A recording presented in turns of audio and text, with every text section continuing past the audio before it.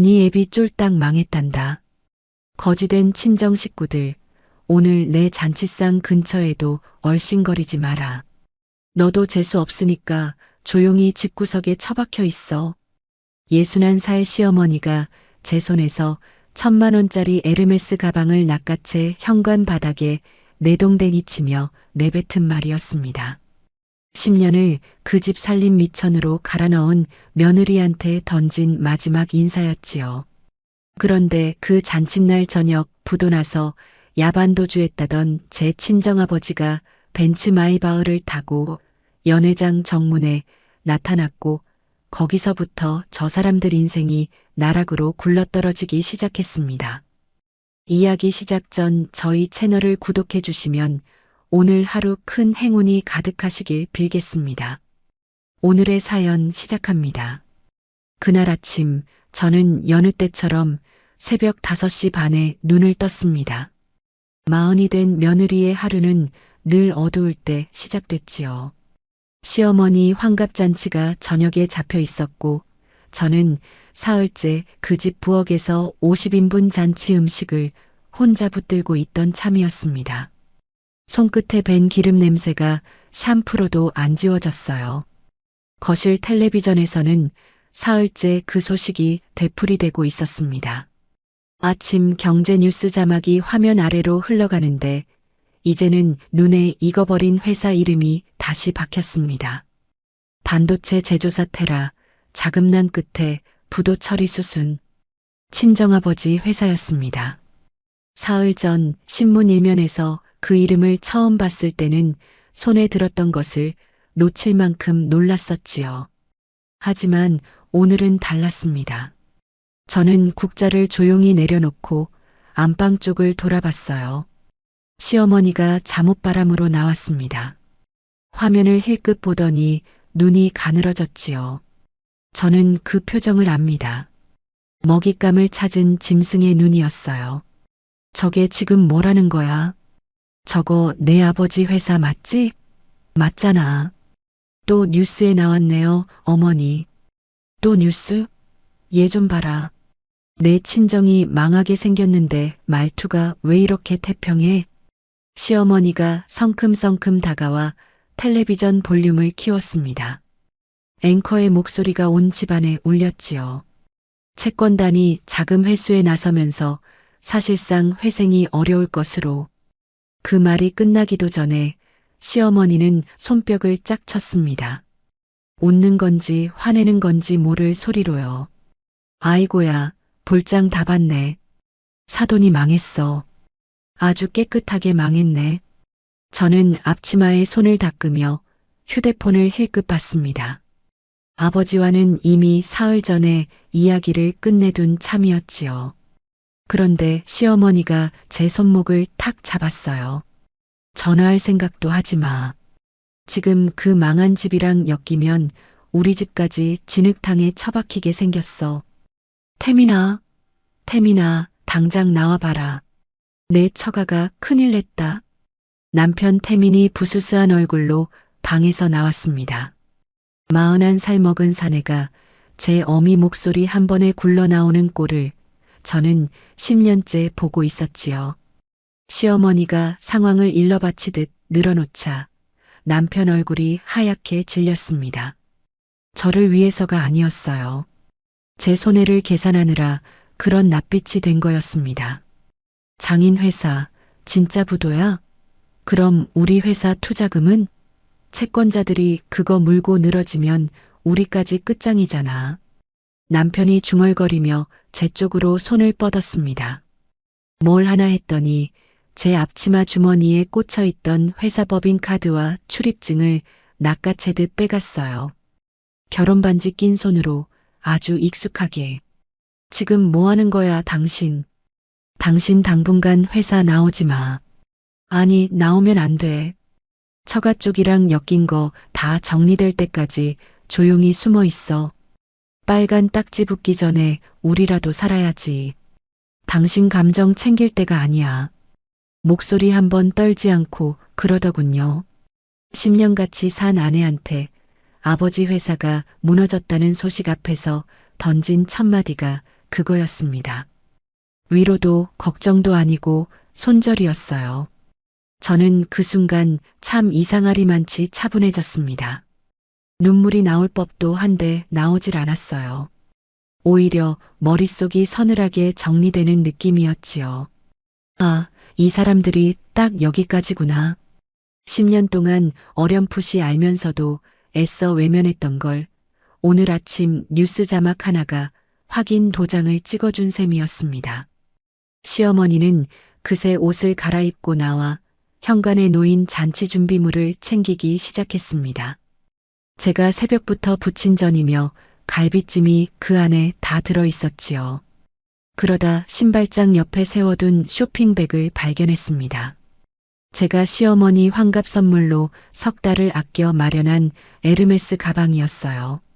이건 또 뭐야? 어머니 환갑 선물로 준비했어요. 좋아하실 줄 알았어요. 시어머니가 상자를 열어보더니 코웃음을 쳤습니다. 내 친정이 젖골인데 이런 가방이 눈에 들어오니? 이거 산 돈도 결국 내 애비 돈 아니야. 망한 집 돈 냄새나는 물건 재수 없어서 못 받겠다. 그러고는 그 가방을 상자째로 현관 대리석 바닥에 던졌습니다. 쿵 하는 소리가 났어요. 상자 모서리가 찌그러지는 게 보였지요. 저는 그 앞에 서서 아무 말도 하지 않았습니다. 주워들지도 않았어요. 시어머니는 제 침묵을 굴복으로 읽은 모양이었습니다. 신이 났는지 목소리가 더 커졌어요.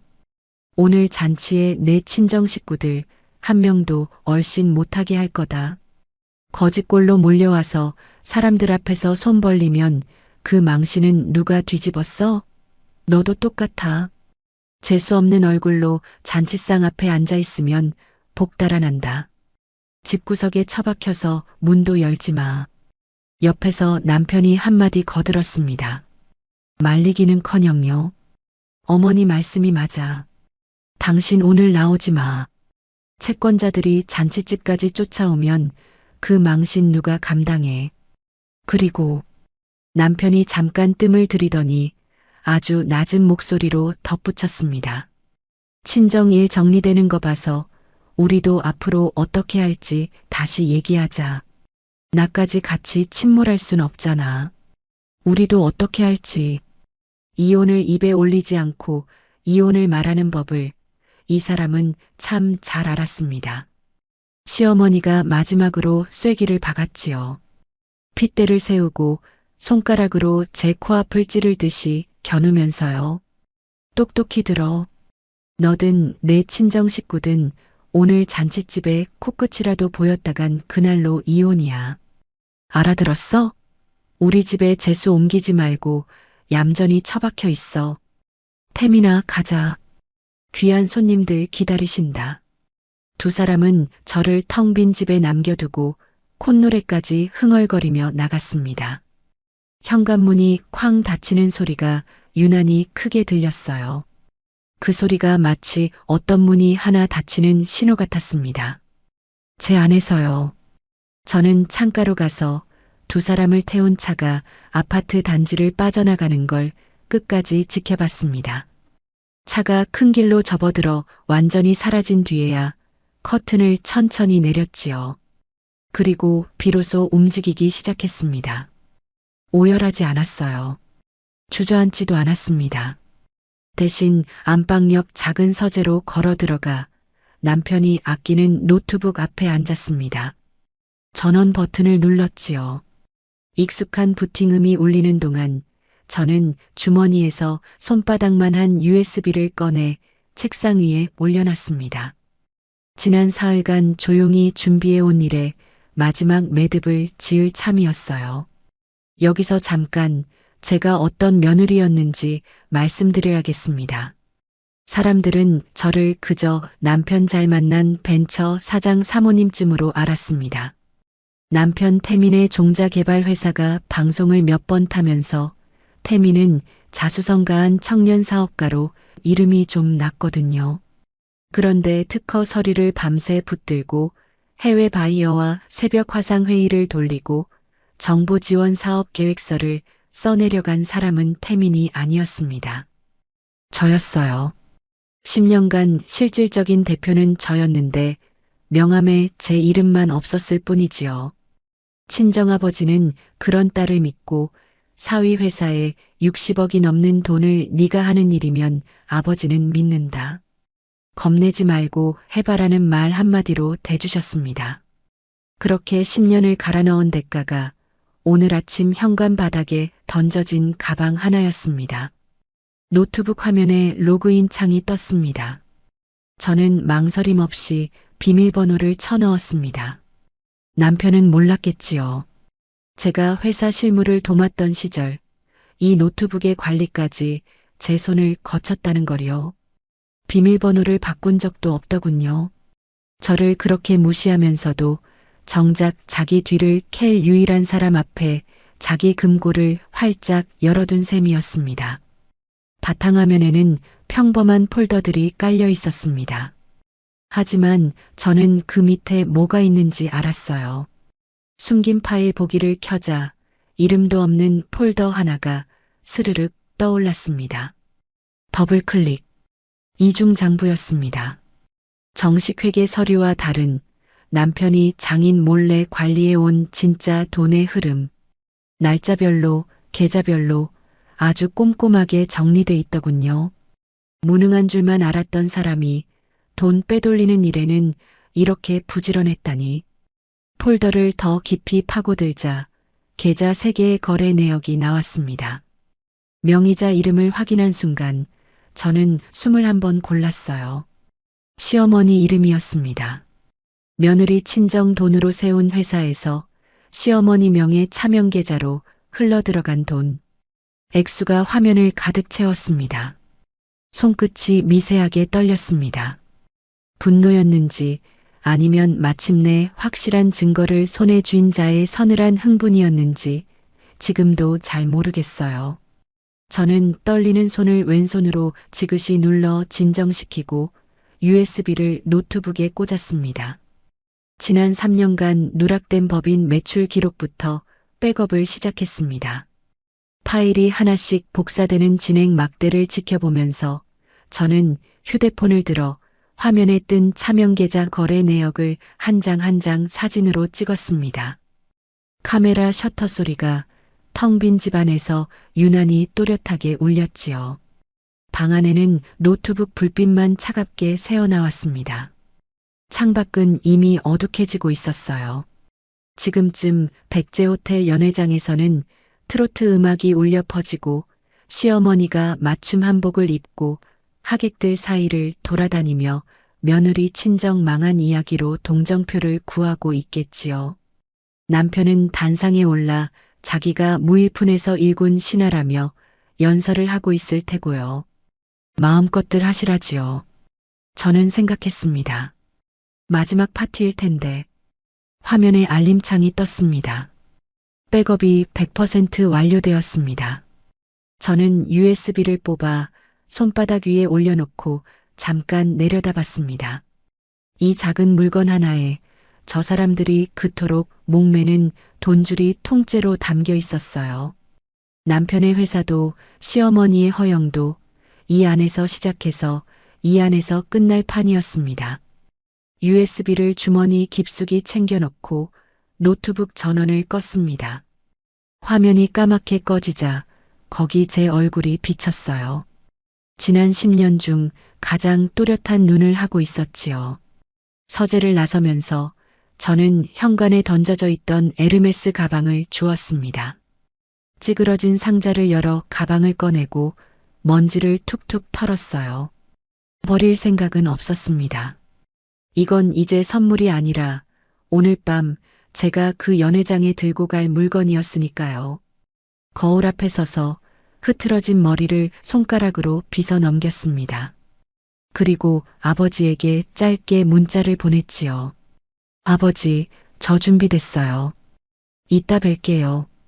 전송 버튼을 누르는 손이 이번엔 조금도 떨리지 않았습니다. 돈만 많으면 뭐하니? 뼈대도 없는 집 딸년이 우리 아들 등에 업혀 호강하는 거지. 시어머니가 제 등 뒤에서 손님한테 하던 말이었습니다. 부자 사돈 자랑은 앞에서 실컷 하면서 정작 며느리한테는 근본 없는 집 딸이라고 침을 뱉던 사람. 그런데 그 근본 없는 집 딸이 밤새 붙인 계획서로 아들 회사가 굴러갔고 그 회사 돈이 어디로 새나갔는지도 그 딸이 제일 잘 알고 있었지요. 지금부터 그 이야기를 이어가겠습니다. USB를 챙겨 넣긴 했지만 저는 아직 서재를 떠나지 못하고 있었습니다. 노트북을 다시 켰어요. 백업은 끝났지만 눈으로 직접 확인하고 싶은 게 남아 있었거든요. 화면에 이중 장부를 다시 띄웠습니다. 지출 내역서를 천천히 내리다가 손이 멎었습니다. 절반이 넘는 항목에 같은 카드 번호가 찍혀 있었어요. 회사 법인 카드였습니다. 그런데 결제자 이름은 남편도 회사 임원도 아니었지요. 시어머니 이름이었어요. 결제처를 하나씩 읽어 내려갔습니다. BVIP 백화점 라운지, 강남 최고급 스파, 회원권 갱신, 명품 편집쇼, 수백만 원짜리 단건 결제가 한 달에도 몇 번씩, 호텔 애프터눈티, 2명 예약. 저는 그 옆에 나란히 있을 사람이 누군지 대번에 알았습니다. 시어머니가 늘 데리고 다니며 자랑하던 계모임 친구들이었지요. 며느리 친정 돈으로 세운 회사, 그 회사 법인카드로 시어머니는 3년 넘게 사모님 놀이를 하고 있었던 겁니다. 저는 화면에서 눈을 떼고 잠깐 천장을 올려다봤어요. 웃음이 났습니다. 기가 막혀서요. 지난 3년간 주말마다 저를 본가로 불러들이던 그 목소리가 귀에 쟁쟁했거든요. 다이야, 이번 주말에도 와라. 거실 바닥골이 이게 뭐니? 손걸레로 박박 닦아야 반질반질하지. 대걸레로 대충 밀면 그게 청소야. 무릎 꿇고 구석구석 닦아. 젊은 게 그 정도도 못하면 어디다 쓰니. 넓은 거실 마룻바닥을 저는 무릎으로 기어다니며 닦았습니다. 파출부를 쓰면 될 일을 굳이 며느리한테 시켰지요. 손걸레질하는 며느리 등짝을 소파에 앉아 내려다보며 시어머니는 귤을 까먹었습니다. 그게 그렇게 즐거웠던 모양이에요. 돈 많은 사돈을 뒀다는 열등감을 며느리 무릎으로 풀었던 거지요. 한 번은 무릎 꿇고 닦다가 시어머니가 친구랑 통화하는 걸 들었습니다. 우리 사돈? 반도체 회사 한다는 그 집이지. 근데 돈만 많으면 뭐하니?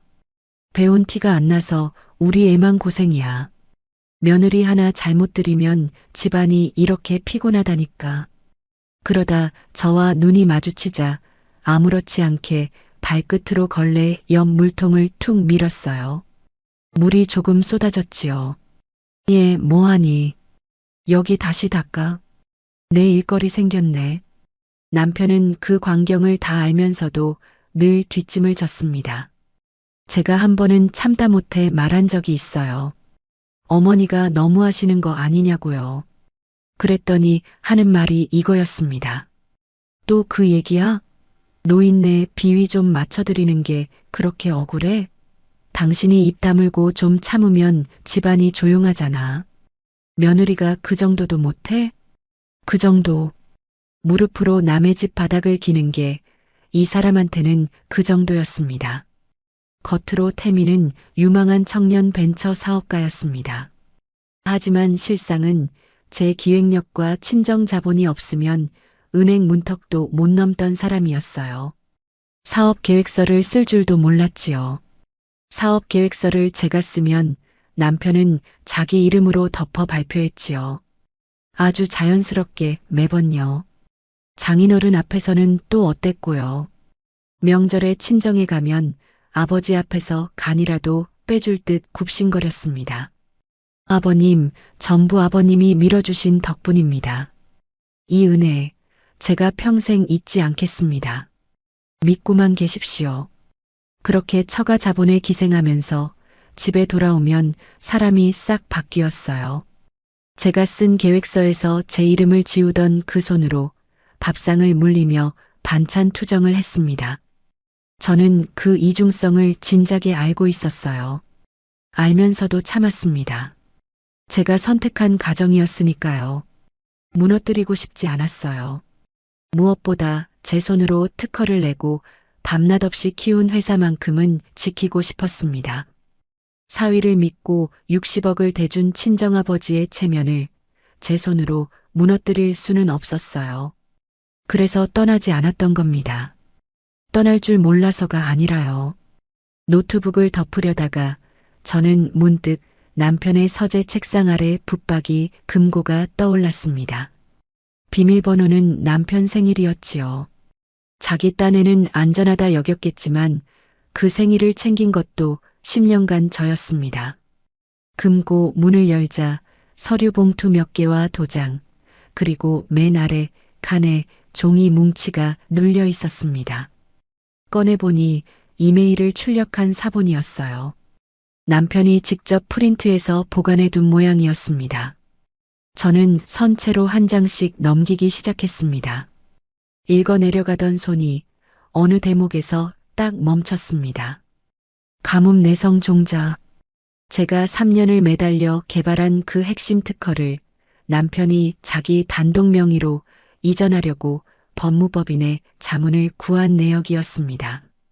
공동 명의로 되어 있는 특허권을 어떻게 하면 아내 몰래 자기 이름으로 넘길 수 있느냐는 상담이었어요. 손끝이 서늘해졌습니다. 다음 장을 넘겼지요. 거기엔 더한 게 있었습니다. 법무법인 명의로 작성된 자문 서류. 제목이 이랬어요. 처가 그룹 자금 사정 악화 시 이혼 소송 대비 재산 방어 시나리오. 처가가 망할 경우를 가정하고 이혼 소송에서 재산을 어떻게 지킬지 단계별로 정리해 둔 문서였습니다. 특허를 미리 단독 명의로 돌려놓고 회사 지분을 어떻게 정리하고 아내의 기여를 어떻게 축소해서 주장할지까지요. 작성 일자를 확인했습니다. 반년 전이었어요. 반년 전. 그러니까 오늘 아침 뉴스에 친정부도 소식이 뜨기 훨씬 전부터 남편은 저를 빈털터리로 내칠 계획을 세워두고 있었던 겁니다. 오늘 아침에 그 냉정한 손절은 즉흥이 아니었어요. 예행 연습을 마친 사람의 태도였습니다. 그저 방아쇠를 당길 명분을 기다리고 있었을 뿐이지요. 그리고 오늘 아침 뉴스 자막이 그 명분을 던져준 거고요. 서류 맨 아래 남편의 인감도장이 선명하게 찍혀 있었습니다. 붉은 인주 자국을 저는 한참 들여다봤어요. 이상하게도 그 순간 화가 나지 않았습니다. 오히려 무언가가 조용히 식는 느낌이었어요. 10년 동안 그래도 이 사람이 나쁜 사람은 아닐 거라고, 어딘가 마음 한구석은 남아있을 거라고 믿었던 마지막 한 조각. 붉은 도장 자국을 확인한 순간 그게 얼음처럼 식어 부서졌습니다. 저는 휴대폰을 다시 꺼내 들었습니다. 출력물을 한 장씩 책상에 펼쳐놓고 처음부터 끝까지 사진으로 찍었어요. 특허, 이전 자문 내역, 이혼 대비 시나리오, 인감도장이 찍힌 마지막 장까지. 셔터 소리가 20번 넘게 울렸습니다. 찍은 사진을 곧바로 친정아버지 회사 법무팀장의 개인 메일로 전송했습니다. 제목은 딱 한 줄이었어요. 반격 준비 완료. 검토 부탁드립니다. 전송이 끝나자 저는 책상 위에 놓인 액자 하나를 집어들었습니다. 결혼사진이었어요. 웨딩드레스를 입은 제가 남편 옆에서 웃고 있었지요. 그때 저는 정말 웃고 있었습니다. 이 사람이랑 좋은 가정을 꾸리겠다고 진심으로요. 액자를 도로 내려놓았습니다. 다만 앞면이 아래로 가게 엎어놓았어요. 소리 없이요. 펼쳐놓은 서류들을 다시 가지런히 모아 깨끗한 서류 봉투에 넣었습니다. 봉투 입구를 접어 가방에 챙겼지요. USB, 이혼 관련 서류, 그리고 이 봉투. 오늘 밤 제가 그 연회장에 들고 갈 물건들이 하나씩 늘어갔습니다. 저를 호구로 알고 마음껏 기만했던 사람들. 며느리 무릎을 걸레 삼고 아내 이름을 지우개로 지우고 그러면서 뒤로는 칼을 갈던 사람들. 그들이 곧 마주하게 될 순간을 저는 상상해 봤습니다. 통쾌하지도 슬프지도 않았어요. 그저 해야 할 일을 하는 담담한 마음이었습니다. 거실로 나오자 벽시계가 눈에 들어왔습니다. 저녁 6시 40분. 잔치는 7시부터였지요. 아버지에게서 답장이 와 있었습니다. 다이아, 법무팀 검토 시작했다. 내용 증명은 이미 준비됐다. 넌 아무 걱정 말고 시간 맞춰와라. 나머지는 아버지가 한다. 저는 그 문자를 한참 들여다봤습니다. 10년 동안 누군가가 나머지는 내가 한다고 말해준 게 처음이었어요. 그동안 나머지는 늘 제가 했으니까요. 가방을 어깨에 맸습니다. 안에는 USB와 서류 봉투, 그리고 아침에 시어머니가 현관 바닥에 내던졌던 에르메스 가방이 함께 들어 있었어요.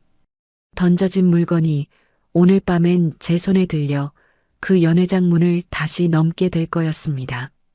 현관 앞에 섰습니다. 아침에 남편과 시어머니가 콧노래를 부르며 나가던 그 문이었지요. 저는 신발장에서 가장 굽소리가 또렷한 하이힐을 꺼내 신었습니다. 발끝으로 바닥을 한번 툭 굴려봤어요. 대리석에 부딪히는 소리가 텅 빈 집에 예리하게 울렸습니다. 문을 열고 나서기 전 저는 뒤를 한번 돌아봤습니다. 10년을 산 집이었어요. 웃음보다 눈물이 많았고 대접받기보다 부려지기 바빴던 집. 이제 다시 이 문으로 들어올 일은 없을 거였습니다. 미련은 없었어요. 저는 조용히 현관불을 껐습니다. 그리고 문을 닫았지요. 아침에 그 쾅 하는 소리와 달리 아주 나직하고 단정한 소리였습니다. 엘리베이터를 기다리며 저는 예약해둔 모범 택시 기사에게 전화를 걸었습니다. 기사님, 저 지금 내려가요. 백제 호텔로 가주세요. 조금 서둘러 주세요.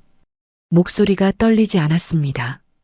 오히려 오랜만에 아주 또렷했어요. 돈만 많으면 뭐하니? 뿌리도 없는 집 딸년이 우리 아들 등골에 붙어서 호강하는 거지. 시어머니가 제 옷장에서 코트를 꺼내 입으며 하던 말이었습니다. 아버지가 사준 선물을 아직 뺏기지도 않았는데 미리 빼앗아 걸치면서요. 그 사흘을 저는 이를 악물고 견뎠습니다. 무력해서가 아니라 저 사람들의 밑바닥을 끝까지 눈에 담아두려고요. 지금부터 그 사흘 이야기를 하겠습니다. 일이 벌어진 건 잔칫날 하루아침이 아니었습니다. 정확히는 사흘 전 아침부터였어요. 그날 아침 식탁 위에 경제신문이 펼쳐져 있었습니다. 일면 한 귀퉁이에 친정회사 이름이 실렸지요. 반도체 제조사 테라, 자금난 심화 부도설 확산. 뉴스 자막보다 먼저 활자로 그 소식이 집안에 들어왔던 겁니다. 미역국을 뜨던 시어머니가 신문을 보더니 숟가락을 내려놨어요. 아니, 그릇째 싱크대로 가져가 신경질적으로 내던졌습니다. 국물이 사방으로 튀었지요. 세상에, 세상에. 이게 무슨 꼴이니? 예, 내 친정 이거 진짜야? 진짜 망한 거야? 어머니, 저도 방금 봤어요. 아직 확인도 안 됐어요. 확인은 무슨 확인? 신문에 이렇게 났는데 눈이 없어? 아이고, 내가 사돈 잘 뒀다고 얼마나 떠들고 다녔는데. 계모임 사람들 앞에서 내 얼굴을 어떻게 들어. 시어머니의 관심은 처음부터 끝까지 자기 체면이었습니다. 딸의 아버지가 며느리의 친정이 무너졌을지 모른다는데 나온 첫마디가 내 얼굴을 어떻게 드느냐였어요. 남편은 신문을 낚아채 읽더니 사실 확인 전화 한 통 안 걸었습니다. 대신 제 손목을 잡아 끌었어요. 제 지갑에서 회사 법인 카드와 출입증부터 빼갔습니다. 그날 아침에 벌써요. 당신 오늘부터 회사 나오지 마. 처가랑도 당분간 연락 끊어. 빨간 딱지 붙기 전에 우리라도 발 빼야 돼. 여보, 그래도 아버지한테 전화 한 통은 해볼게. 오보일 수도 있잖아. 전화하지 말라면 하지 마.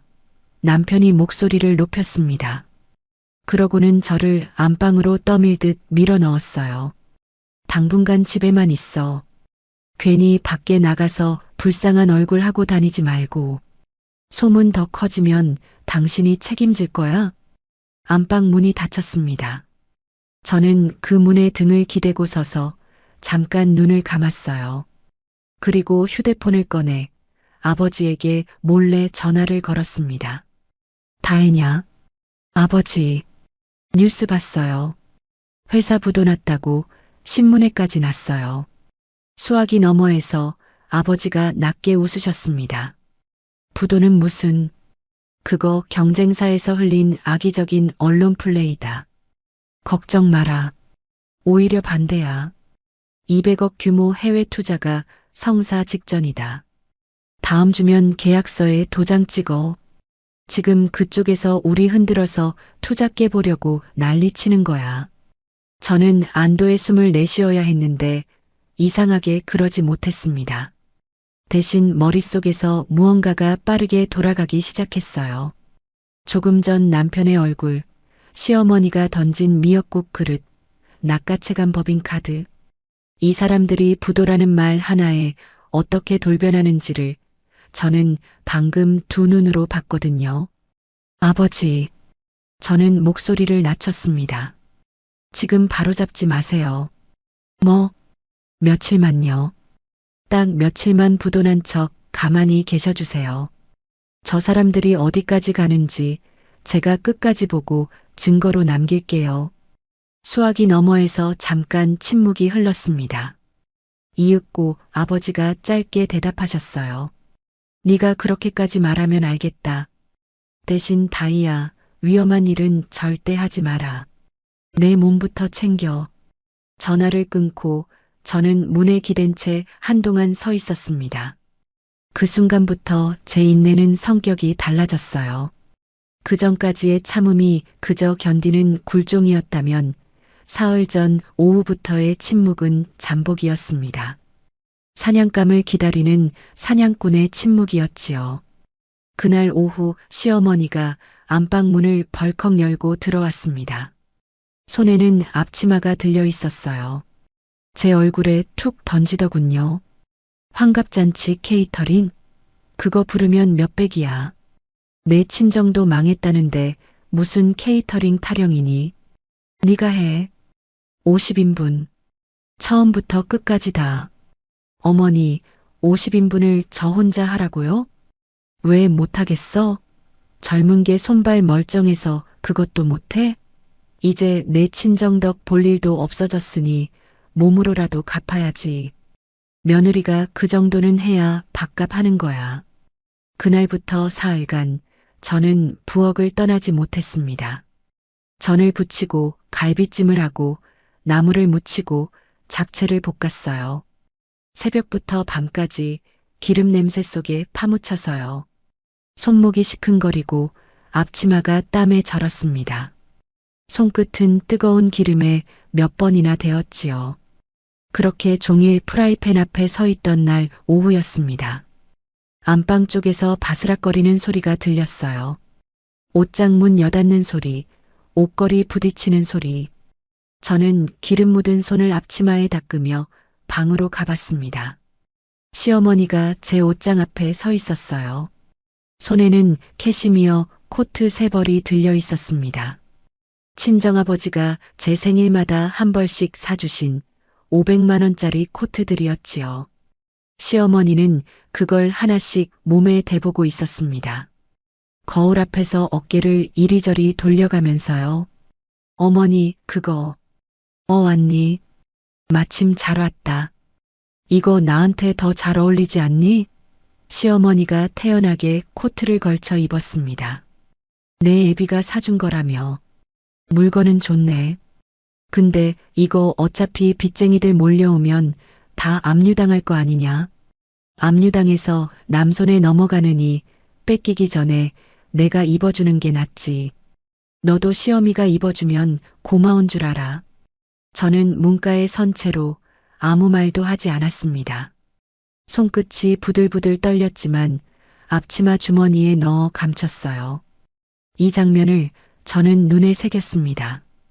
아직 뺏기지도 않은 물건을, 며느리 아버지가 사준 선물을 미리 빼앗아 걸치며 영광인 줄 알라던 그 어깨에 들썩이무려. 마음에 드시면 입으세요.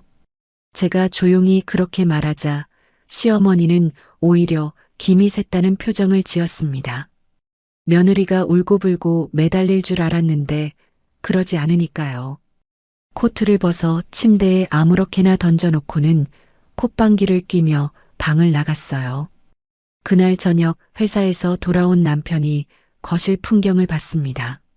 소파에 널브러진 제 코트들, 부엌에서 땀범벅이 된 채 갈비를 재우고 있는 저. 남편은 잠깐 저를 쳐다보더니 딱 한마디 했어요. 어머니 심기 건드리지 마. 지금 집안 분위기 안 좋은 거 안 보여? 당신이 좀 맞춰. 괜히 시끄럽게 만들지 말고. 그러고는 방으로 들어갔습니다. 잠시 후 이불을 안고 나오더니 거실 소파에 자리를 폈어요. 나 오늘부터 여기서 잘 거야. 요즘 회사 일 때문에 머리 아파. 당신까지 옆에서 한숨 쉬면 나 못 버텨. 핑계였습니다. 이혼 시나리오를 반년 전부터 준비한 사람이 이제 물리적 거리까지 두기 시작한 거였어요. 한 이불을 덮는 것조차 정리 대상에 넣어둔 거지요. 저는 프라이팬에서 전을 뒤집으며 아무 대꾸도 하지 않았습니다. 밤이 깊어 온 집안이 잠들었을 때였습니다. 저는 홀로 부엌 싱크대 앞에 서 있었어요. 저녁도 못 먹었더군요. 종일 50인분을 만들면서 정작 제 입에는 한 술도 넣지 못했습니다. 식어빠진 갈비찜 한 조각을 집어 선채로 씹었어요. 차갑게 굳은 기름이 입안에 텁텁하게 감겼습니다. 씹을수록 목이 메었어요. 10년이었습니다. 가족이라고 믿었던 사람들이었어요. 그 사람들이 부도설 하나에 이렇게 돌변하는 걸 저는 사흘 내내 지켜봤습니다. 그런데 그 밤 싱크대 앞에서 식은 갈비를 씹으며 제가 느낀 건 슬픔이 아니었어요. 신물이었습니다. 속에서 올라오는 지긋지긋한 신물. 그리고 그 신물 끝에서 아주 서늘한 결심 하나가 떠올랐지요. 이 사람들을 내 인생에서 도려내겠다. 저들이 목매는 돈줄을 끊어버리겠다. 다시는 남의 아버지가 사준 코트를 탐낼 처지가 못 되도록, 다시는 남의 친정 자본에 기생하지 못하도록. 아주 철저하게. 저는 남은 갈비찜을 쓰레기통에 버리고 손을 씻었습니다. 물이 차가웠어요. 그 차가움이 이상하게 정신을 맑게 했습니다. 부엌 불을 끄기 전 저는 남편이 자는 소파 쪽을 잠깐 바라봤습니다. 코를 골며 잠든 얼굴이 편안해 보였어요. 반년 전에 이미 아내를 버릴 계획을 세워둔 사람치고는 참 잘도 자더군요. 저는 그 얼굴을 보며 마음속으로 조용히 셈을 맞췄습니다. 이 집에서 제가 해야 할 마지막 일이 무엇인지를요. 그 사흘의 치욕을 저는 잔칫날 저녁 거울 앞에서 다시 떠올렸습니다. 흐트러진 머리를 단정하게 빗어 넘기면서요. 무릎으로 기던 거실 바닥, 미리 빼앗긴 코트, 식은 갈비찜, 그리고 소파에서 편히 자던 남편의 얼굴. 하나하나가 이제 저를 움직이게 하는 연료였습니다. 거울 속에 저는 사흘 전과 다른 얼굴을 하고 있었어요. 억울함에 눈이 붓던 며느리가 아니라 해야 할 일을 정확히 아는 사람의 얼굴이었지요. 립스틱을 다시 발랐습니다.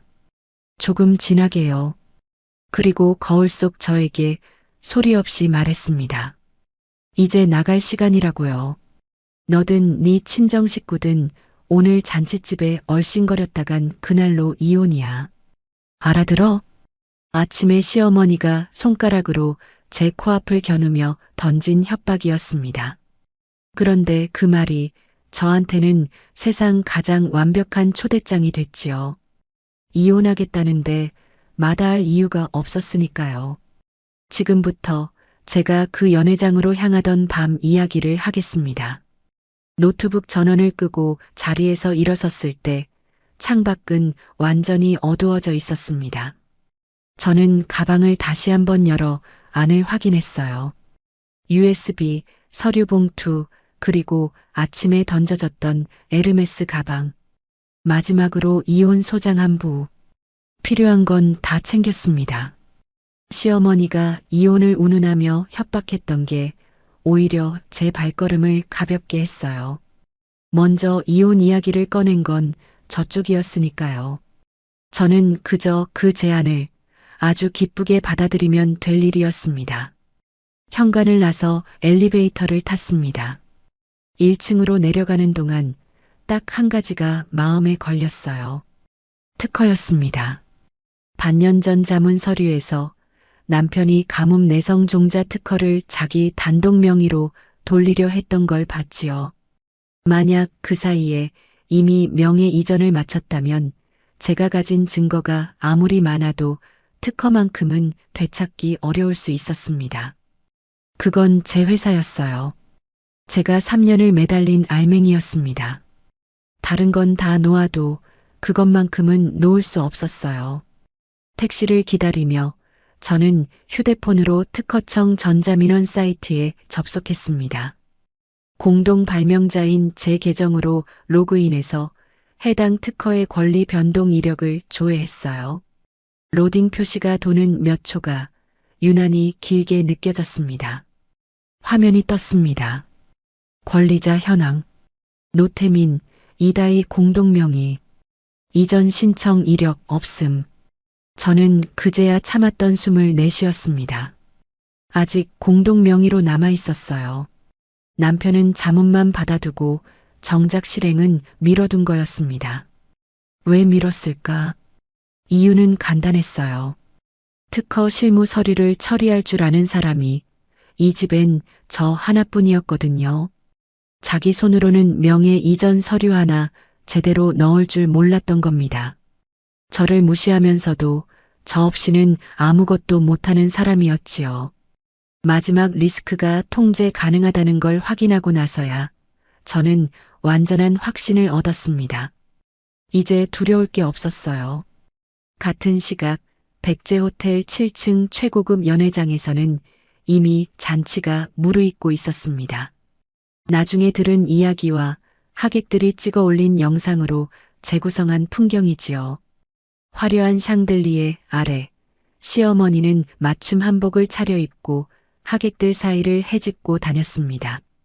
자주색 비단 치마를 끌면서 이 테이블 저 테이블 돌며 인사를 받았어요. 그러면서 슬쩍슬쩍 며느리 이야기를 흘렸지요. 우리 며느리요? 아유, 오늘 못 왔어요. 친정이 그만 그렇게 됐잖아요. 부도가 나서 창피해서 얼굴을 못 들겠다나. 내가 그래도 며느리 체면 생각해서 오지 말라고 했지 뭐예요. 거짓 동정을 구하는 연기였습니다. 부자 사돈을 자랑하던 입으로 이제는 며느리 친정 망한 이야기로 사람들의 혀를 차게 만들었어요. 그러면서 정작 자기는 손목에 새시계를 차고 있었지요. 법인카드로 긁은 며느리 친정 돈으로 산 시계를요. 남편은 나 없이 홀로 메인 단상에 올랐습니다. 마이크를 잡고 마치 자기가 무일푼에서 벤처 신화를 이뤄낸 자수성가형 CEO인 양연설을 늘어놨어요. 제가 이 자리까지 오기까지 정말 많은 어려움이 있었습니다. 아무것도 없이 시작했지만 오직 제 열정과 아이디어 하나로 여기까지 왔습니다. 오늘 어머니 환갑을 맞아 이 모든 걸 어머니께 바칩니다. 제 아이디어 하나로. 그 아이디어를 밤새 문서로 만든 사람이 지금 택시를 타러 내려가고 있다는 건 꿈에도 모른 채요. 하객들이 박수를 쳤습니다. 남편은 우쭐한 얼굴로 고개를 숙였지요. 연회장 정문 입구에는 덩치 큰 경호원 2명이 버티고 서 있었습니다. 남편이 사비로 고용한 사람들이었어요. 혹시라도 빚쟁이가 된 사돈 식구들이 몰려와 행패를 부릴까봐 미리 세워둔 거였습니다. 자기 아내와 처가를 쫓아내야 할 불청객으로 규정해둔 거지요. 그 시각 저는 예약해둔 모범 택시 뒷좌석에 올라탔습니다. 기사님이 목적지를 확인하고 차를 출발시켰어요. 창밖으로 도심의 불빛이 흘러갔습니다. 퇴근길 차들의 빨간 미등이 강물처럼 이어졌지요. 가방에서 휴대폰을 꺼내 아버지에게 문자를 보냈습니다. 아버지, 저 출발했어요. 증거 준비 다 끝냈고 특허도 아직 공동명의 그대로예요. 이제 아버지 차례예요. 곧바로 답장이 왔습니다. 그래. 법무팀 변호사 3명, 지금 호텔 근처에 대기 중이다. 내용 증명이랑 고발장도 다 챙겼다. 넌 안에서 보고 있어라. 아버지가 들어가마. 저는 그 문자를 읽고 창에 머리를 기댔습니다.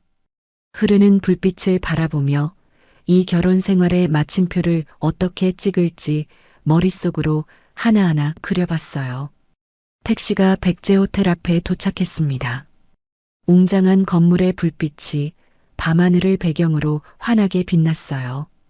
저는 요금을 치르고 내렸습니다. 곧장 연회장으로 올라가지 않았어요. 로비 화장실에 먼저 들렀습니다. 거울 앞에 서서 매무새를 다듬었지요. 번진 립스틱을 지우고 다시 붉게 발랐습니다. 진하게요. 오늘 밤엔 조금 진해도 괜찮았어요. 가방에서 준비해온 하이힐을 꺼내 신고 있던 낮은 구두와 바꿔 신었습니다. 굽이 높고 바닥이 단단한 신발이었어요. 대리석 위를 걸으면 또각또각 소리가 크게 나는 신발. 오늘 밤 저는 조용히 스며들 생각이 없었거든요. 거울 속 제 얼굴을 마지막으로 봤습니다. 창백하지도 붉지도 않았어요. 아주 담담했지요. 저는 그 얼굴을 향해 가볍게 고개를 끄덕이고 화장실을 나섰습니다. 엘리베이터를 탔습니다. 7층 버튼을 눌렀어요. 올라가는 동안 제 심장은 뛰었습니다. 그런데 그건 두려움이 아니었어요. 오랫동안 참아온 것이 마침내 터지기 직전의 서늘한 기대감이었습니다. 심장이 뛰는데도 손끝은 차가웠어요. 7층에 도착했습니다. 엘리베이터 문이 열리자 복도 끝에서 트로트 음악과 사람들의 웃음소리가 흘러나왔습니다. 저는 소리를 따라 천천히 걸었어요. 하이힐 굽이 대리석 복도에 또각또각 부딪혔지요.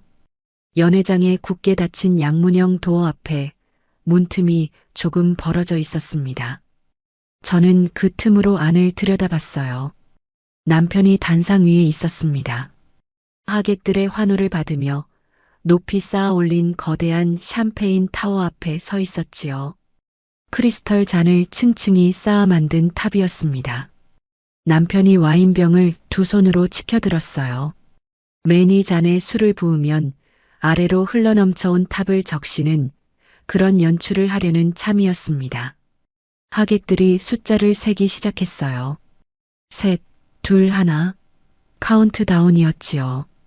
바로 그 순간이었습니다. 연회장 바깥 복도에서 웅성거리는 소리가 났어요. 사람들의 술렁임, 발소리, 그리고 무언가 위압적인 기척. 저는 소리가 나는 쪽으로 고개를 돌렸습니다. 복도 저편에서 검은 정장을 입은 비서진 몇 명이 앞장서 걸어오고 있었습니다. 그 뒤로 한 사람이 따라오고 있었어요. 친정아버지였습니다. 부도로 야반 도주했다고 시어머니가 온 잔칫집에 떠들고 다니던 바로 그 사람.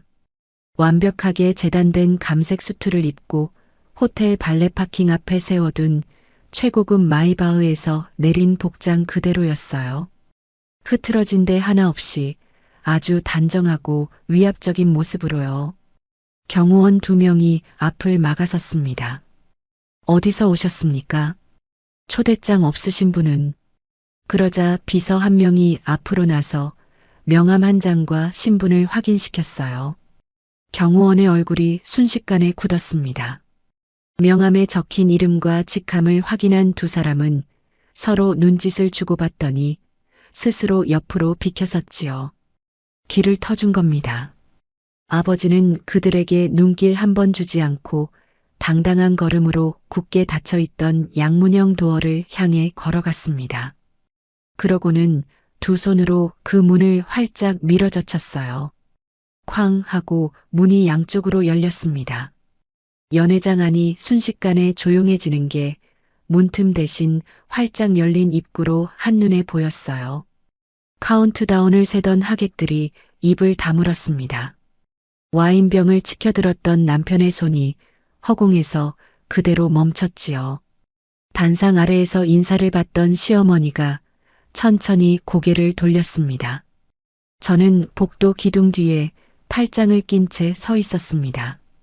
아직 안으로 들어가지 않았어요. 지금은 아버지의 차례였으니까요. 아버지가 열린 문 한가운데 조명을 등지고 섰습니다.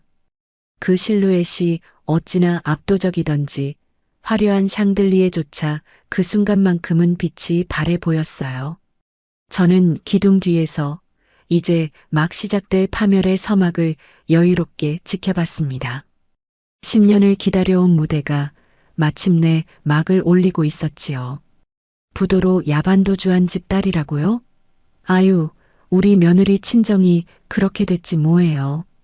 시어머니가 잔칫날 내내 하객들 붙잡고 하던 말이었습니다. 그런데 그 야반도주한 집 딸의 아버지가 지금 마이바흐에서 내린 그 옷차림 그대로 연회장 한가운데 서 있었지요. 그리고 손에는 저 사람들의 인생을 뒤집을 서류 봉투가 들려 있었습니다. 지금부터 그 밤의 이야기를 하겠습니다. 활짝 열린 양문형 도어 사이로 아버지가 걸어 들어왔습니다. 완벽하게 재단된 감색 수트, 흐트러짐 없는 백발, 그리고 무엇보다 그 눈빛. 감정이라곤 하나도 실려 있지 않은 오직 판을 읽는 사람의 서늘한 눈이었어요. 아버지가 한 걸음씩 안으로 들어설 때마다 왁자지껄하던 연회장이 찬물을 끼얹은 듯 조용해졌습니다. 단상 위에서 시어머니가 들고 있던 크리스털 술잔을 놓쳤습니다. 쨍그랑하고 잔이 대리석 바닥에 부딪혀 깨졌어요. 붉은 와인이 시어머니의 자주색 한복 치맛단으로 튀었지요. 하지만 시어머니는 그것도 모른 채 얼어붙은 얼굴로 걸어 들어오는 아버지만 바라보고 있었습니다. 남편은 와인병을 든 채로 뒷걸음질을 쳤어요. 샴페인 타워에 등이 부딪힐 뻔했지요. 마이크를 쥔 손이 눈에 띄게 떨렸습니다. 아버지는 하객들의 시선 따위 아랑곳하지 않고 성큼성큼 단상을 향해 걸어갔습니다.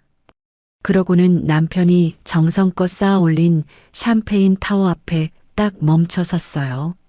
남편과의 거리가 한 걸음 남짓이었습니다. 아버지는 아무 말도 하지 않았어요. 그저 서늘한 눈빛으로 남편을 내려다봤지요. 그 눈빛만으로 41살 먹은 사위는 완전히 압도당했습니다. 장장인 어른, 이게 어떻게 된? 남편이 더듬거렸어요.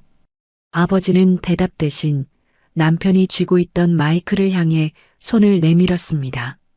말 한마디 없이 그저 손바닥을 펴보였을 뿐이에요. 남편은 저항 한번 못하고 홀린 사람처럼 마이크를 아버지 손에 순순히 건넸습니다. 아버지가 마이크를 입에 가져갔습니다. 목소리는 크지 않았어요. 그런데 조용해진 연회장 구석구석까지 그 낮고 단단한 음성이 또렷하게 울려 퍼졌지요. 여러분, 좋은 자리에 불쑥 끼어들어 죄송합니다. 하지만 오늘 이 자리에서 바로잡아야 할 이야기가 하나 있어서 왔습니다. 하객들이 술렁였습니다. 아버지는 잠깐 뜸을 들이더니 말을 이었어요. 오늘 이 잔칫집에서 제 회사가 부도났다는 이야기가 돌았다고 들었습니다. 제 딸의 친정이 망해서 거지가 됐다고요. 시어머니의 얼굴이 하얗게 질리기 시작했습니다. 결론부터 말씀드리지요. 제 회사는 부도나지 않았습니다. 오히려 사흘 전 200억 원 규모의 글로벌 투자 유치가 확정됐습니다. 경쟁사가 그걸 깨보려고 흘린 악의적인 오보였고, 우리는 오늘 그 계약서에 정식으로 서명했습니다. 회사는 망하기는커녕 규모가 2배로 커졌습니다. 연회장이 폭탄을 맞은 듯 술렁였어요. 하객들이 서로 얼굴을 마주보며 수군거렸습니다. 시어머니가 비틀거렸습니다. 잿빛이 된 얼굴로 몇 걸음 물러서다가 그만 다리가 풀려 단상 바닥에 주저앉았어요. 며느리 친정 망했다고 온 잔칫집에 떠들고 다닌 입이 채 마르기도 전이었습니다. 아버지는 그 광경을 잠깐 내려다보더니 옆에 대기하고 있던 수행비서에게 손짓을 했습니다. 비서가 두툼한 서류 봉투를 건넸어요. 아버지는 봉투를 받아들고 안에서 문서 뭉치를 꺼냈습니다. 그러고는 사시나무 떨듯 떨고 있는 남편 앞 테이블 위에 소리나게 탁 펼쳐놓았지요. 이게 무엇인지 사위한테 직접 설명하지. 아버지의 말투가 바뀌었습니다. 존댓말에서 서리빨 같은 반말로요. 지난 10년간 내가 자네 회사에 투자하고 빌려준 돈이 60억이 넘어. 계약서에 뭐라고 적혀 있는지 아나? 투자처의 신뢰관계가 깨지거나 경영상 배임 횡령이 확인될 경우 투자금 전액을 즉시 회수할 수 있다. 이게 그 내용 증명서다. 남편이 서류를 향해 손을 뻗다가 멈칫했습니다. 얼굴에서 핏기가 싹 가셨어요. 자, 장인어른. 뭔가 오해가 있으신 것 같은데 제가 설명을 드리면. 오해? 아버지가 남편의 말을 잘랐습니다. 목소리를 높이지도 않았어요. 오히려 더 낮아졌지요. 그게 더 무서웠습니다. 친정이 망했다는 소문 하나에 10년 산 제 아내를 헌신짝처럼 내치고 잔칫집 출입까지 금지시킨 사람이 나한테 할 설명이 있나? 그런 사람 변명은 들을 가치도 없네. 남편은 입을 뻐끔거렸지만 아무 말도 나오지 않았어요. 샴페인 타워 옆에 납작 붙어 서서 그저 눈만 굴렸습니다. 강자 앞에서 굽신거리는 데는 이골이 난 사람이었어요. 그런데 지금은 굽신거릴 힘조차 없어 보였습니다. 사태의 심각성을 뒤늦게 알아챈 시어머니가 주저앉은 채로 아버지 쪽으로 기어왔습니다. 자주색 한복 치마가 바닥을 쓸었어요. 아버지의 바짓단을 두 손으로 붙잡고 늘어졌지요. 사돈. 제가 잠깐 정신이 나갔었나 봐요. 제가 뭘 잘못 알고 사돈. 한 번만 봐주세요. 아버지는 자기 바짓단을 붙든 손을 벌레 보듯 내려다봤습니다. 그러고는 한 걸음 뒤로 물러서 그 손에서 옷자락을 빼냈어요. 눈길 한번 주지 않고요. 사부인, 제 딸을 그 집 종처럼 부리실 때는 이런 날이 올 줄 모르셨습니까? 시어머니의 얼굴이 불그락푸르락했습니다. 아버지가 그것까지 알고 있으리라곤 생각 못했던 모양이에요. 하객들 사이에서 웅성거림이 커졌습니다. 몇몇은 이미 휴대폰을 꺼내 이 장면을 찍기 시작했어요. 환갑잔치가 순식간에 세상에 둘도 없는 구경거리가 된 겁니다. 시어머니가 두 손으로 얼굴을 가리며 짧은 비명을 질렀어요. 바로 그 타이밍이었습니다. 저는 복도 기둥 뒤에서 걸어 나와 활짝 열린 연회장 문 안으로 첫 발을 내디뎠어요. 하이힐 굽이 대리석 바닥에 부딪히며 또각 하는 소리가 났습니다. 조용해진 연회장 안에서 그 소리가 유난히 크게 울렸지요. 또각, 또각, 또각. 한 걸음씩 걸어 들어가는 제게로 하객들의 시선이 하나둘 옮겨 붙었습니다. 저는 한 손에 아침에 시어머니가 현관 바닥에 내동댕이 쳤던 1000만 원짜리 에르메스 가방을 당당히 들고 있었어요.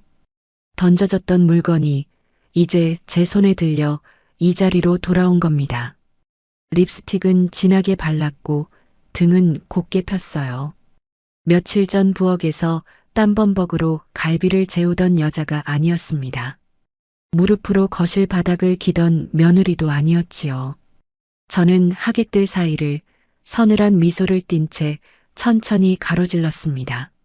남편의 얼굴에서 경악이 번졌어요.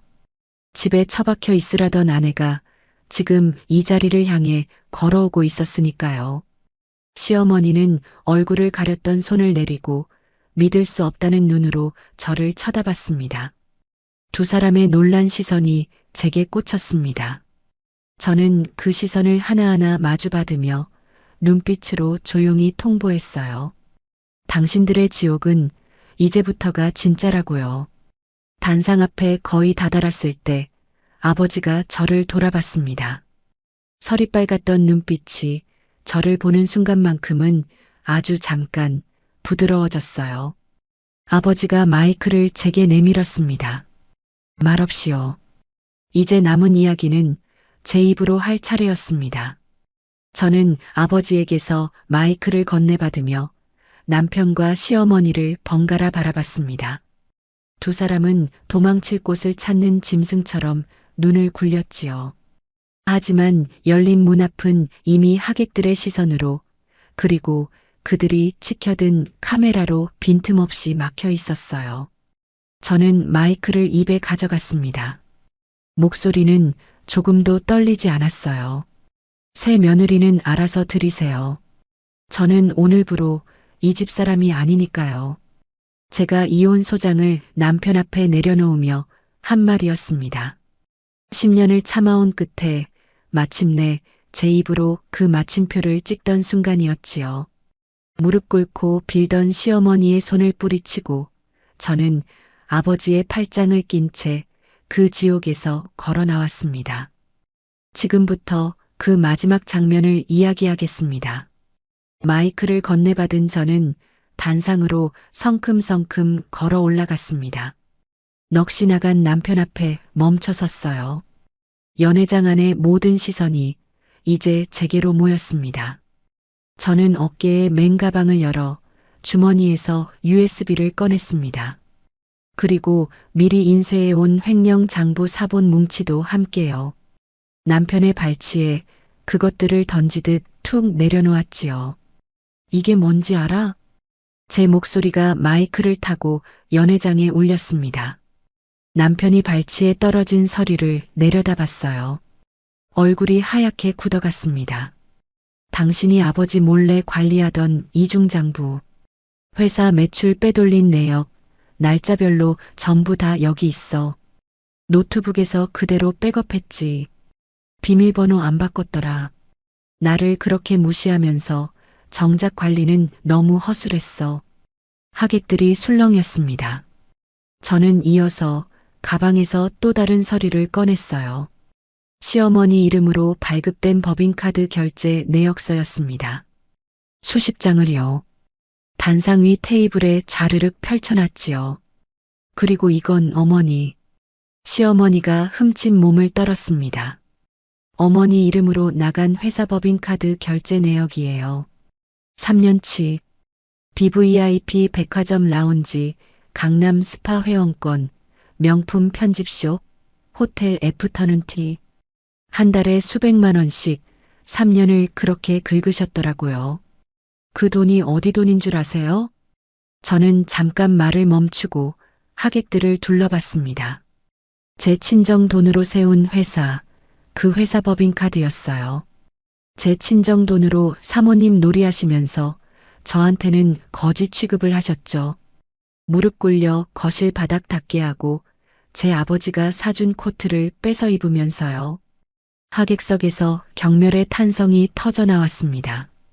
누군가는 혀를 찾고 누군가는 시어머니를 손가락질했어요. 아까까지 시어머니에게 며느리 흉을 들으며 고개를 끄덕이던 계모임 친구들이 이제는 얼굴을 돌렸습니다. 상황이 완전히 끝났다는 걸 깨달은 시어머니가 이번엔 제 발치로 기어왔습니다. 아버지 바짓단을 붙들었던 그 손으로 이번엔 제 발목을 잡았어요. 콧물까지 흘리면서요. 다희야, 다희야. 내가 잠깐 미쳤었다. 내가 정신이 나갔어. 한 번만, 딱 한 번만 살려다오. 응? 내가 너한테 잘못했다. 앞으로 잘할게. 내가 손이 발이 되도록 빌게. 며칠 전까지 저를 식모 취급하던 입이었습니다. 재수 없으니 집구석에 처박혀 있으라던 그 입이요. 저는 발목을 잡은 손을 조용히 뒤로 물렸습니다. 뿌리치지도 발로 차지도 않았어요. 그저 담담하게 한 걸음 물러났을 뿐이지요. 어머니, 저는 어머니를 미워하지도 않아요. 이제는요. 시어머니가 희망을 본 듯 고개를 들었습니다. 미워하기엔 어머니가 너무 하찮아지셨거든요. 시어머니의 얼굴이 무너졌습니다. 저는 가방에서 마지막 서류를 꺼냈어요. 두부였습니다. 이미 제 서명이 끝난 이혼 소장, 그리고 특허 반환 가처분 신청서, 남편이 반년 전부터 준비했다던 그 이혼을 제가 먼저 완성해서 가져온 거였습니다. 태민아, 저는 남편을 정면으로 바라봤습니다. 당신 반년 전부터 나버릴 준비했더라. 법무법인의 자문까지 받아가면서 처가 망하면 어떻게 이혼하고 재산 지킬지 시나리오까지 짜뒀지. 특허도 당신 단독 명의로 빼돌리려고 했고 금고에 다 있더라. 인감도장까지 찍어서. 남편이 입을 열려다가 다물었습니다. 변명할 여지가 없었으니까요. 증거는 이미 아버지 회사 법무팀 손에 넘어간 뒤였습니다. 근데 당신 그거 실행을 못했어. 왜냐면 특허명에 이전 서류 하나 넣을 줄을 몰랐거든. 그것도 나한테 시켜야 했으니까. 10년을 그렇게 나한테 다 맡겨놓고 이제 와서 나를 버리겠다고? 저는 이혼 소장을 남편 앞 테이블 위에 힘주어 내려놓았습니다. 탁 하는 소리가 났어요. 새 며느리는 알아서 들이세요. 저는 오늘부로 이 집 사람이 아니니까요. 그 순간 연회장 뒤편에서 아버지가 손을 들어 신호를 보냈습니다. 미리 호텔 근처에 대기시켜둔 법무팀 변호사 3명이 서류 가방을 들고 연회장 안으로 들어왔어요. 그중 한 명이 마이크 앞으로 나서 또렷하게 선언했습니다. 노태민 씨의 횡령 및 배임 혐의에 대해 조금 전관할 경찰서에 정식으로 형사 고발장을 접수했습니다. 아울러 투자금 60억 원 전액 회수를 위한 법적 절차에 착수했음을 알려드립니다. 밖에서 사이렌 소리가 희미하게 들려오기 시작했습니다. 점점 가까워졌어요. 남편의 얼굴이 완전히 무너졌습니다. 회사가 하루아침에 공중분해될 위기라는 걸 이제야 온전히 실감한 표정이었어요. 남편은 머리를 두 손으로 쥐어뜯으며 그 자리에 주저앉아 오열했습니다. 안 돼, 안 돼. 이러면 나 끝이야. 다희야, 다희야, 제발. 저는 그 모습을 잠깐 내려다봤습니다. 아무 감정도 들지 않았습니다. 연민도 미움도 후련함조차도요. 그냥 오래 끌어온 일이 끝났다는 담담함 뿐이었지요. 더 이상 그 자리에 서 있을 이유가 없었습니다. 저는 마이크를 테이블에 내려놓고 몸을 돌렸어요. 아버지가 팔을 내미셨습니다. 저는 그 팔짱을 꼈지요. 10년 만에 아버지 팔에 기대 걷는 거였습니다. 우리는 나란히 단상을 내려왔습니다. 하객들이 길을 터줬어요. 아까까지 시어머니 편에서 며느리 흉을 듣던 사람들이 이제는 저를 향해 조용히 고개를 숙였습니다. 연회장 입구를 지날 때 사복 차림의 수사관 2명이 우리와 엇갈려 안으로 들어갔습니다. 저는 잠깐 걸음을 멈추고 마지막으로 뒤를 돌아봤어요. 남편은 수사관들에게 둘러싸여 있었습니다. 무언가를 항변하려는 듯 입을 놀렸지만 소리는 들리지 않았어요. 시어머니는 깨진 술잔 옆에 주저앉은 채 넋 나간 얼굴로 허공을 보고 있었습니다. 화려한 샹들리에 아래 두 사람의 모습은 그 어느 때보다 초라했지요. 저는 그 가장 비참한 장면을 두 눈에 똑똑히 새겨 넣었습니다. 두 번 다시 떠올릴 일 없도록 마지막으로 한 번만요. 그리고 돌아섰습니다. 호텔 로비 밖에는 아버지의 마이바흐가 시동을 켠 채 대기하고 있었어요. 기사님이 뒷문을 열어줬습니다. 저는 10년의 지긋지긋한 악연을 그 연회장에 통째로 두고 뒷좌석에 올라탔지요. 아버지가 옆자리에 앉으며 제 손을 한번 꼭 쥐었습니다. 아무 말도 하지 않으셨어요. 그저 손을 잡아주셨을 뿐이지요. 그 온기에 저는 그제야 어깨에 힘을 풀었습니다. 차가 부드럽게 출발했습니다. 창밖으로 환하게 불 밝힌 백제호텔 건물이 점점 멀어졌어요. 저 안에서 무너지고 있을 두 사람을 저는 더 이상 생각하지 않았습니다. 멀어지는 호텔을 바라보며 저는 가슴을 짓누르던 거대한 혹 덩어리가 마침내 떨어져 나가는 걸 느꼈어요. 10년 동안 얹혀있던 무게였습니다. 무릎으로 기던 거실 바닥, 이름이 지워진 계획서, 식은 갈비찜, 현관에 던져진 가방. 그 모든 게 차창 밖으로 흘러가는 불빛과 함께 뒤로 멀어졌지요. 오랜만에 가슴속 깊은 곳까지 뻥 뚫리는 기분이었습니다. 숨이 크게 쉬어졌어요. 저는 차창에 비친 제 얼굴을 봤습니다. 붉은 립스틱, 곱게 편 어깨, 그리고 홀가분한 미소. 억울함도 분노도 없는 얼굴이었어요. 그저 이제야 자기 삶으로 돌아온 사람의 담담하고 당당한 미소였지요. 아버지, 그래. 저 이제 뭐하고 살까요? 아버지가 창밖을 보며 나직이 웃으셨습니다. 하고 싶은 거 다 해라. 이제부터가 진짜 내 인생이야. 차가 밤길을 미끄러지듯 달렸습니다. 저는 눈을 감고 처음으로 아무 걱정 없이 등받이에 몸을 기댔어요. 10년 만에 처음으로요. 어차피 압류당할 거 내가 입어주는 걸 영광으로 알아라. 며느리 옷장을 뒤져 코트를 빼앗아 입으며 시어머니가 그렇게 말했었지요. 그런데 1년 반이 지난 지금 정작 살던 아파트가 경매로 넘어가 단칸방으로 쫓겨난 건 그분이었습니다. 명품백을 전당포에 헐값으로 넘기면서요. 지금부터 그 후의 이야기를 하겠습니다. 그로부터 1년 반이 흘렀습니다.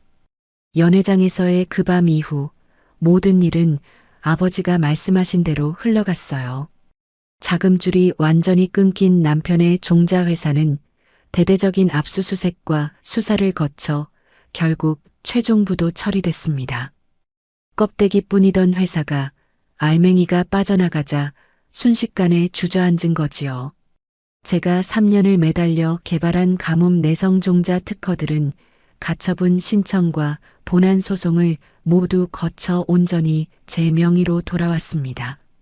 남편이 그토록 자기 것으로 만들고 싶어 했던 알맹이는 원래 주인에게 돌아온 거였어요. 특허를 잃은 남편의 회사는 시장에서 완전히 퇴출됐습니다. 전 남편 태민은 횡령과 배임 혐의로 재판에 넘겨졌습니다. 실형을 선고받았어요. 저와의 이혼 소송에서는 막대한 위자료를 물게 됐고 아버지가 청구한 투자금 반환 소송에서도 패소했습니다.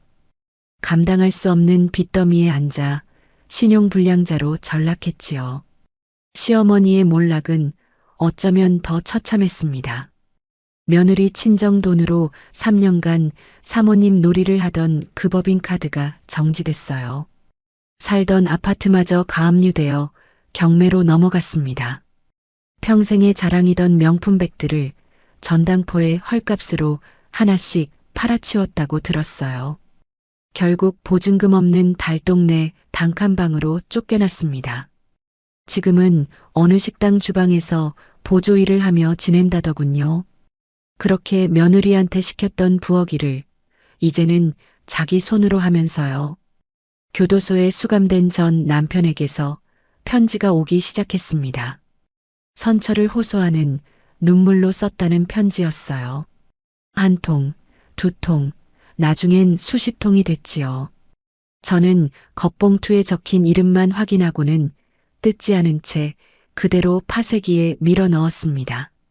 드르륵 하는 소리와 함께 종이가 잘게 갈렸어요. 미안하지도 통쾌하지도 않았습니다. 그저 처리해야 할 서류 한 장을 정리하는 기분이었지요.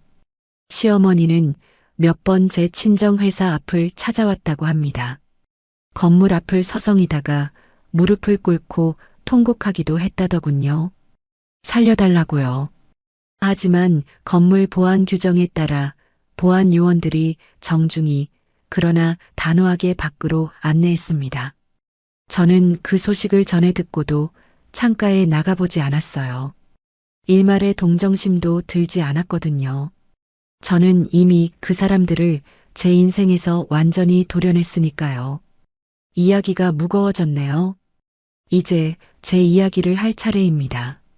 저는 지금 친정아버지의 반도체 기업에서 신사업 기획실장으로 일하고 있습니다. 정식으로 출근한 지 1년이 넘었어요. 처음 이 자리를 제안받았을 때 저는 한참을 망설였습니다. 낙하산 소리를 들을까 봐서요. 그런데 아버지가 그러시더군요. 낙하산은 무슨, 넌 이미 10년간 회사 하나를 통째로 굴려본 사람이야. 명함에 이름만 없었을 뿐이지. 내 실력을 이제 내 이름으로 증명하면 돼. 그 말이 저를 움직였습니다. 과거 시댁 허들의 일과 남편 뒤치다꺼리에 파묻혀 있던 제 실무 감각은 제대로 된 무대를 만나자 눈부시게 빛을 발했어요. 저는 대규모 글로벌 프로젝트를 이끌게 됐습니다. 밤새 특허 서류를 붙들던 그 집요함이, 해외 바이어를 상대하던 그 노련함이 이제는 제 이름 앞에서 온전히 인정받았지요. 오늘 아침도 저는 최고층 집무실에 앉아 하루를 시작했습니다. 넓고 환한 방이었어요. 통유리 창밖으로 강남의 아침 햇살이 쏟아져 들어왔습니다. 그 빛이 책상 위로 길게 드리웠지요. 저는 잠깐 창가에 서서 그 햇살을 바라봤습니다. 문득 그 시절이 떠올랐어요. 시댁의 좁은 서재에 갇혀 남편 노트북을 백업하던 그 밤, 텅 빈 집에서 홀로 모욕을 견디던, 무력하던 지난날, 무릎으로 남의 집 거실을 기던, 이름이 지워지던 그 시간들이요. 먼 이야기 같았습니다. 마치 다른 사람의 인생이었던 것처럼요. 저는 그 시절의 저를 떠올리며 희미하게 미소 지었습니다. 원망은 없었어요. 그 시간을 견뎠기에 지금의 제가 있는 거니까요. 비서가 문을 노크하고 들어와 책상 위에 커피 한 잔을 내려놓았습니다. 향긋한 에스프레소 향이 방 안에 퍼졌어요. 저는 그 향을 깊게 들이마셨습니다. 누가 시켜서 타는 커피가 아니라 저를 위해 준비된 커피였지요. 그 사실 하나가 이상하게 가슴을 뭉클하게 했습니다. 책상 위에는 황동 명패 하나가 반짝이고 있었어요. 거기 새겨진 글자를 저는 매일 아침 한 번씩 눈으로 쓰다듬습니다. 기획실장 이다희. 누구의 며느리도 누구의 아내도 아니었어요. 그저 온전한 제 이름 석자였습니다. 이다희. 10년 동안 계획서에서 지워지던 그 이름이 이제는 황동에 새겨져 아침 햇살에 빛나고 있었지요. 저는 자리에 앉아 오늘 결제할 서류를 펼쳤습니다. 신규 해외 투자 계약건이었어요. 서명란에 제 이름을 힘차게 써넣었습니다. 이다희. 세 글자를 쓰는 동안 펜을 쥔 손끝에 힘이 들어갔어요. 이제 저는 남의 인생을 돕는 조연이 아니었습니다. 제 인생의 주연이었지요. 가끔 사람들이 묻습니다. 그렇게 당하고 살았는데 억울하지 않았냐고, 왜 진작 나오지 않았냐고요. 그러면 저는 이렇게 대답합니다. 진작 나올 수도 있었어요. 하지만 저는 빈손으로 나오고 싶지 않았습니다. 제가 키운 것들, 제 손으로 만든 특허와 회사와 실력을 전부 두고 도망치고 싶지 않았어요. 그래서 끝까지 지켜봤고, 끝까지 챙겼고, 마지막에 제 손으로 매듭을 지었습니다. 그게 제 방식이었지요. 억울함을 삼키는 대신 그 억울함을 증거로 바꾸는 것. 그게 제가 배운 유일한 복수의 방식이었습니다. 똑똑하는 노크 소리가 났습니다. 기획실 팀원들이 들어왔어요. 활기찬 얼굴들이었습니다.